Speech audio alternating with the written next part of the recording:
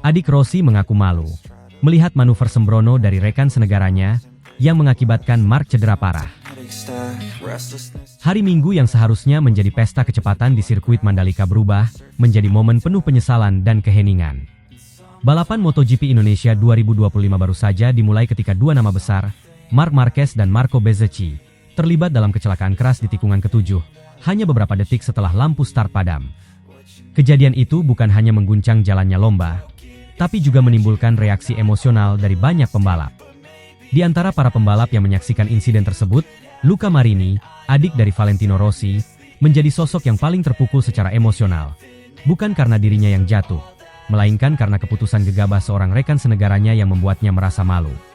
Balapan dimulai dengan tensi tinggi. Bezzecchi yang memulai dari pole kehilangan daya dorong saat start, roda belakangnya sedikit spin, dan ia langsung disalip oleh 5 pembalap.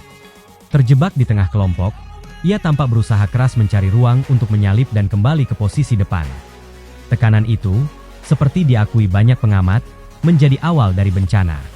Memasuki tikungan 7, bagian paling teknis dari sirkuit Mandalika, di mana garis ideal pengereman sangat sempit dan permukaan aspal sedikit bergelombang, Bezzecchi melihat celah kecil di sisi dalam Marc Marquez. Dalam sepersekian detik, ia memutuskan untuk masuk. Tapi keputusan itu datang terlalu lambat. Kecepatan motornya masih terlalu tinggi, dan ketika ia menarik tuas rem depan, bagian ban depannya kehilangan traksi. Motor Aprilia RSGP yang ia tunggangi meluncur lurus tanpa kendali, menghantam bagian belakang motor Ducati Desmosedici milik Marquez dengan keras. Benturan itu membuat kedua pembalap terlempar ke gravel trap. Bezzecchi langsung bangkit, terpukul dan syok. Sementara Marquez tetap terbaring, memegangi bahu kanannya dengan ekspresi kesakitan yang sulit disembunyikan. Tim medis MotoGP bergegas masuk ke lintasan. Marshals mengibarkan bendera kuning. Dari paddock, suasana berubah sunyi. Kamera televisi menyorot ke arah Ducati Gras, di mana Davide Tardozzi tampak berbicara cepat dengan dokter sirkuit. Tak lama, kabar awal beredar. Marquez mengalami cedera serius di bahu dan patah tulang selangka. Dunia balap kembali menahan napas. Beberapa jam setelah insiden, kabar resmi dari tim Ducati pun keluar. Marc Marquez mengalami fraktur pada tulang selangka kanan, disertai trauma di bahu akibat benturan keras dengan permukaan gravel. Ia diterbangkan malam itu juga ke Madrid untuk menjalani pemeriksaan lanjutan dan menentukan apakah perlu operasi. Marco Bezzecchi yang tampak menyesal langsung menuju paddock Ducati untuk meminta maaf kepada Marquez dan tim. Namun, tak semua komentar datang dengan nada tenang. Dari garasi tim Repsol Honda, yang kini diperkuat Luca Marini, terdengar komentar yang mencerminkan betapa kecewanya komunitas pembalap Italia sendiri terhadap insiden itu. Luca Marini, yang merupakan adik dari Rossi dan pernah satu tim dengan Bezzecchi di VR46 Racing, secara terbuka menyampaikan kekecewaannya. Marini tahu persis apa arti cedera bagi seorang pembalap seperti Marc Marquez. Ia tahu berapa banyak waktu, tenaga, dan rasa sakit yang sudah dihadapi sang juara dunia, hanya untuk bisa kembali menunggangi motor dengan kekuatan penuh. Karena itu, reaksi emosionalnya bukan hanya rasa kecewa terhadap Bezzecchi, tetapi juga simpati yang mendalam terhadap Marquez. Dalam wawancara media, Marini mengatakan, "Saya sangat menghormati Marco.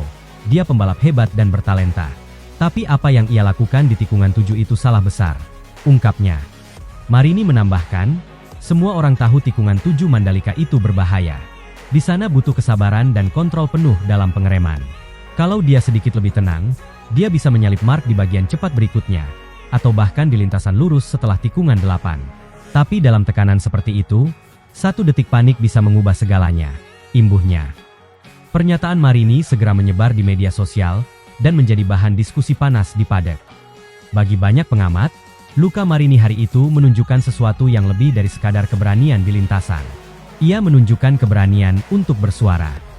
Di dunia di mana diplomasi sering menutupi kejujuran, Marini tampil sebagai sosok yang jujur tentang rasa malu, kecewa, dan hormatnya.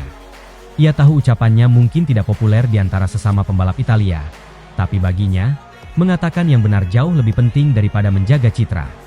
Dari sisi regulasi, insiden ini langsung diselidiki oleh panel pengawas FIM MotoGP Stewards. Hingga berita ini ditulis, belum ada keputusan final. Namun sumber di paddock menyebutkan bahwa Bezzecchi bisa mendapat long lap penalti atau bahkan start dari posisi belakang grid pada seri berikutnya di Phillip Island, Australia. Meski begitu, Sebagian pengamat menilai penalti apapun mungkin tak lebih berat daripada beban moral yang kini harus ditanggung pembalap Aprilia tersebut. Di sisi lain, Aprilia Racing mencoba menjaga keseimbangan antara membela pembalapnya dan menghormati keselamatan di lintasan. CEO Aprilia, Massimo Rivola, memberikan pernyataan diplomatis. Kami bersama Marco, tapi kami juga sangat menghormati Marc Marquez dan seluruh tim Ducati. Insiden seperti ini bagian dari balapan. Tapi kami tidak ingin mengabaikan pentingnya keselamatan. Kami akan bekerja sama penuh dengan pihak MotoGP untuk memastikan evaluasi berjalan adil. Bezzecchi sendiri tampak enggan berbicara panjang di depan media setelah sesi tersebut. Ia hanya mengangguk singkat ketika wartawan menanyakan apakah dirinya akan siap tampil di seri Australia. Saya butuh waktu. Saya ingin bertemu Marc dulu ketika dia pulih, katanya. Secara psikologis, insiden ini menjadi titik berat bagi kedua pembalap. Marquez, yang sudah memastikan gelar juara dunia lebih awal, kini dihadapkan pada ancaman absen di 2 seri terakhir musim ini. Bagi Bezzecchi, kecelakaan itu bisa menjadi luka moral yang lebih dalam dari sekadar kehilangan poin. Ia tahu bahwa reputasi seorang pembalap tidak hanya ditentukan oleh kecepatan, tetapi juga oleh kemampuan menjaga kehormatan di lintasan. Kini, dunia MotoGP menanti 2 hal. Hasil pemeriksaan medis lanjutan Marc Marquez di Madrid, dan keputusan resmi dari panel MotoGP terhadap Marco Bezzecchi.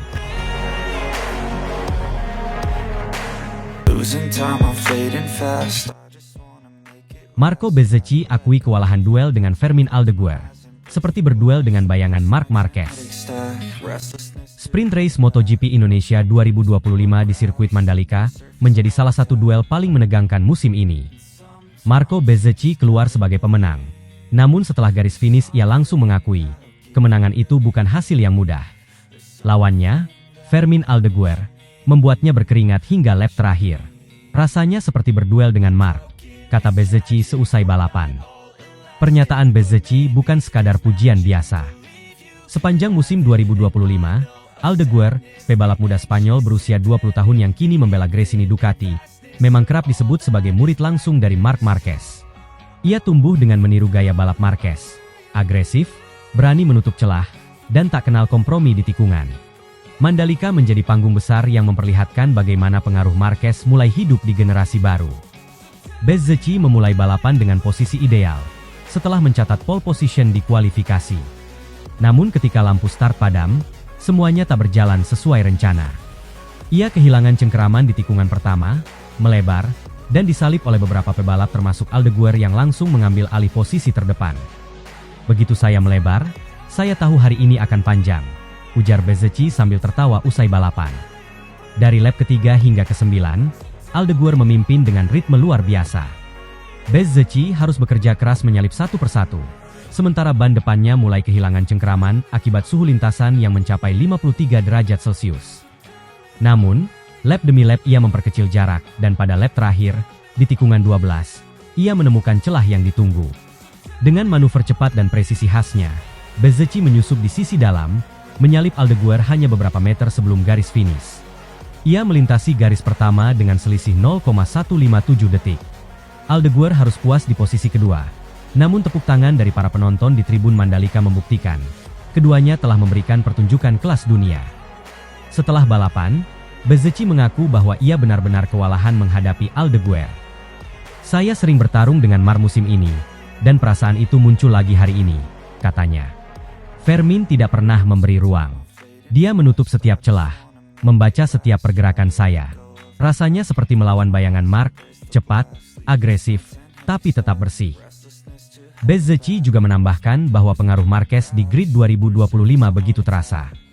Marc bukan cuma juara dunia 7 kali di MotoGP, tapi dia juga mentor yang mencetak generasi baru. Lihat Fermin hari ini. Dia bukan hanya cepat, tapi juga punya mental baja. Itu DNA Marc, tambah Bezzecchi.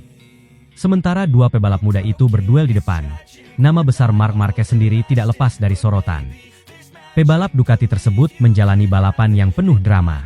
Di lap keempat, ia mendapat penalti long lap setelah insiden dengan Alex Rins di tikungan 10. Namun, seperti yang sudah sering ia lakukan selama karirnya, Marquez bangkit dari keterpurukan. Ia menjalani penalti dengan cepat di lap kelima dan langsung memperlihatkan kecepatan khasnya. Dari posisi ke-13, Marquez menyalip satu persatu rivalnya, termasuk Fabio Quartararo, dengan gaya balap yang presisi. Pada akhir balapan, Marquez finish di posisi ketujuh. Namun beberapa jam kemudian, hasil resmi berubah. Luca Marini dijatuhi penalti karena tekanan ban di bawah batas minimum, dan Marquez dipromosikan ke posisi ke-6. "Saya harus menerima penalti itu, tapi saya senang dengan comeback-nya," kata Marquez dalam konferensi pers.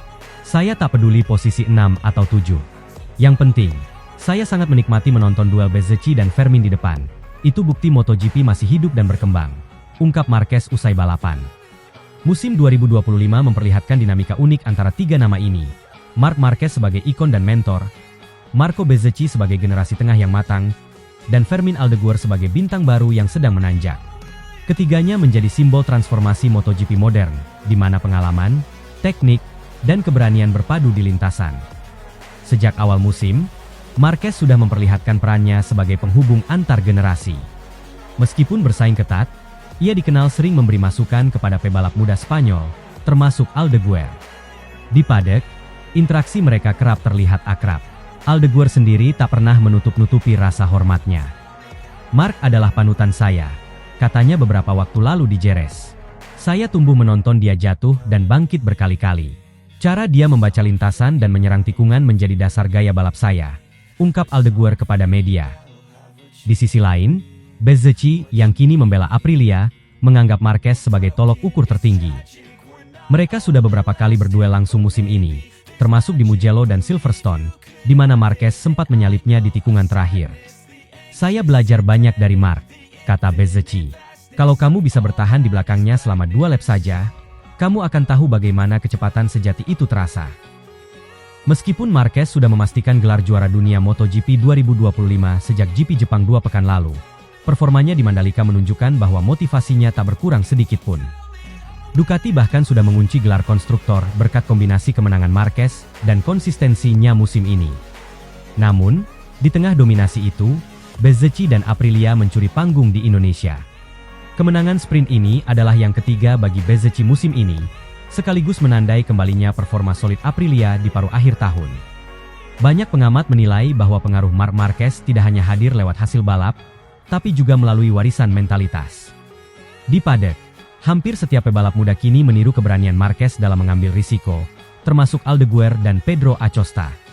Namun, ada satu perbedaan mencolok. Jika Marquez dikenal dengan gaya late braking ekstrim dan manuver berisiko tinggi, Aldeguer lebih halus namun tetap tegas, sebuah evolusi dari gaya mentornya.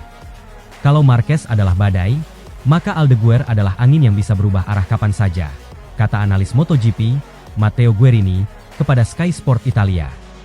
Dan Marco, dia ada di tengah keduanya, kombinasi antara ketenangan dan agresivitas.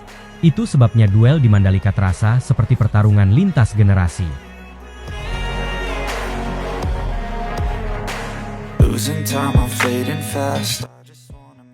Valentino Rossi malu. Terima kenyataan, King Marc kunci gelar ke-9-nya hari ini. Valentino Rossi, ikon MotoGP yang sudah pensiun sejak beberapa tahun lalu, kini harus menyaksikan salah satu momen bersejarah dalam dunia balap yang tak bisa dielakkan. Rekor pribadinya yang selama ini tanpa abadi akhirnya berhasil disamai oleh Marc Marquez. Rossi yang pernah mengoleksi 7 gelar di kelas utama dan 9 gelar dunia keseluruhan, kini berada sejajar dengan Marquez yang baru saja memastikan gelar dunianya di sirkuit Motegi, Jepang. Momen ini bukan sekadar catatan statistik, melainkan babak baru dalam rivalitas sejarah MotoGP yang melibatkan dua nama besar dengan kisah penuh kontroversi, persaingan sengit, hingga penghormatan yang tidak bisa disangkal.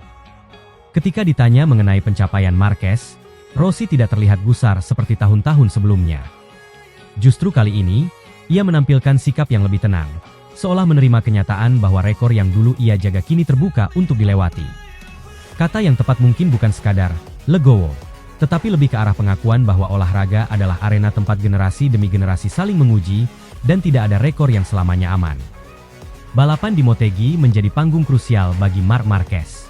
Memulai lomba dari posisi ketiga setelah Francesco Bagnaia memecahkan rekor lap di sesi kualifikasi, Marquez tampil dengan strategi yang berbeda dari citranya di masa lalu.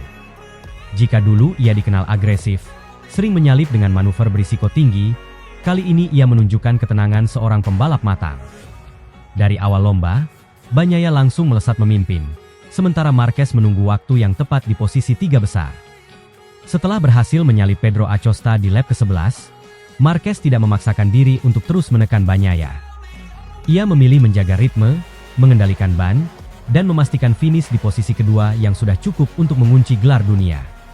Keputusan ini memperlihatkan sisi lain dari Marquez, seorang juara yang kini lebih bijak dalam mengambil risiko, tidak lagi sekadar memburu kemenangan tunggal, tetapi mengutamakan hasil akhir musim. Dengan finish di urutan kedua di belakang Bagnaia, Marquez memastikan gelarnya yang ke-7 di kelas MotoGP sekaligus yang ke-9 di seluruh jenjang Grand Prix. Bagi Marquez, gelar kali ini memiliki makna khusus. Ia datang setelah periode panjang keterpurukan yang nyaris membuatnya kehilangan arah karir. Sejak kecelakaan hebat pada 2020, ia berulang kali naik meja operasi, mengalami masalah pada lengan kanan, hingga performanya menurun drastis. Musim demi musim berlalu dengan hasil yang tidak konsisten, dan banyak pengamat mulai berspekulasi bahwa era emas Marquez sudah berakhir. Bahkan ada yang menyebut dirinya tidak akan pernah lagi menjadi juara dunia. Namun semua keraguan itu terbantahkan musim ini. Bergabung dengan Ducati menjadi titik balik yang luar biasa, karena ia akhirnya menemukan kombinasi sempurna antara pengalaman, semangat, dan dukungan teknis dari motor yang kompetitif. Perlahan tapi pasti, Marquez mengembalikan aura dominan yang sempat hilang, menorehkan kemenangan demi kemenangan, dan akhirnya mencapai klimaks di Motegi. Kemenangan gelar ini juga membawa cerita menarik dalam hal usia. Dengan usia 32 tahun 222 hari, Marquez menjadi salah satu juara dunia tertua di era MotoGP modern. Fakta ini semakin istimewa, karena ia juga memegang rekor juara dunia termuda ketika menjuarai MotoGP pada 2013 di usia 20 tahun. Dengan demikian, Marquez kini menutup lingkaran karirnya. Dari bocah ajaib termuda yang pernah meraih gelar, hingga veteran tangguh yang tetap bisa berdiri di puncak klasemen. Catatan ekstrim inilah yang membuat banyak pengamat menyebut comeback Marquez sebagai salah satu yang paling bersejarah dalam dunia motorsport, bukan hanya di MotoGP. Ia bukan saja membuktikan diri masih layak disebut The End of Cervera, tetapi juga menegaskan bahwa semangat juara bisa bertahan melewati badai cedera, tekanan psikologis, dan keraguan publik. Bagi Rossi, menyaksikan rival yang dulu sempat berseteru dengannya mencapai level sejajar tentu menghadirkan nuansa emosional yang kompleks. Perseteruan keduanya di musim 2015 masih membekas di ingatan penggemar, ketika Rossi menuduh Marquez bermain kotor untuk membantu Jorge Lorenzo. Sejak saat itu, hubungan mereka jarang benar-benar membaik. Namun waktu berjalan, Rossi kini sudah lebih banyak berperan sebagai pemilik tim VR46 ketimbang pembalap. Jika dulu dirinya berhasil melampaui rekor-rekor sebelumnya, kini giliran Marquez yang melakukan hal serupa. Rossi pun tampaknya memilih merespons dengan sikap legowo. Meskipun di beberapa kesempatan ia tetap menyampaikan komentar bernada tajam, publik melihat bahwa kali ini Rossi tidak terlalu risau dengan rekor yang disamai. Ia justru tampak lebih santai. Bahkan ada kalimat yang beredar bahwa ia merasa lebih baik daripada Marquez ketika menengok pencapaiannya.